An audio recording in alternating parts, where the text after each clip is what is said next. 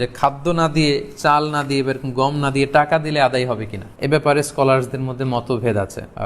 হানাফি মাযহাব ছাড়া বাকি তিনটা মাযহাবে, শাফিঈ, মালিকি, হাম্বলি, তিন মাযহাবে বলেছে না, যেহেতু সরাসরি হাদিসে খাদ্যের কথা বলা হয়েছে, so it should be food item, খাদ্য দিয়েই হতে হবে। কিন্তু হানাফি মাযহাবে বলা হয়েছে যে না, খাদ্য দিলে তো আদায় হবে, পাশাপাশি এটার মূল্য দিয়ে দিলেও ইনশাআল্লাহ আদায় হয়ে যাবে। এবং শাইখুল ইসলাম ইবনু তাইমিয়া আলাইহি রাহমা উনিও এই মতামতকে গ্রহণ করেছেন যে ফিতরা খাদ্য সামগ্রী দিয়ে আদায় করা উত্তম। তবে এমন যদি হয় পর্যাপ্ত খাদ্য পাওয়া যাচ্ছে না, কিংবা ঈদের নামাজের সময় হয়ে গিয়েছে, এখনো আমি আদায় করিনি, এখন কোথায় আমি গম পাবো, চাল পাবো, কখন মাপবো, কখন দিব, আমি তখন টাকা দিয়ে দিলাম, আদায় হয়ে যাবে। অথবা গরিবদের মাসলাহা, যেহেতু এটা গরিবের হক, এবং গরিবদের মাসলাহা যদি এখানে থাকে যে তাদের যদি টাকা দিলেই বেশি উপকার হয়, তখন টাকা দেয়াটাই উত্তম হবে এবং দিলে আদায় হয়ে যাবে ইনশাআল্লাহ। কারণ আমরা সবাই যদি চাল দিতে শুরু করি বা গম দিতে শুরু করি, এত চাল এত গম, যেহেতু এটা ঈদের দিনের আনন্দের জন্য, ঈদের দিন কি এত চাল এত গম ওনারা খাবেন? ঈদের দিন হয়তো অনেক গরিব মানুষ বা অনেক মিসকিন ফকির তারা একটু পায়েস খেতে চাইবে, একটু পোলাও খেতে চাইবে। সবাই যদি চাল দেয়, এই চাল আবার ওনারা বিক্রি করবে পায়েস কেনার জন্য, ওই চাল বিক্রি করে ওটা টাকা দিয়ে পায়েস, সেমাই এগুলো কিনে নিয়ে আসবে। তো ঘুরে ফিরে একই কথা হলো। তো এই জন্য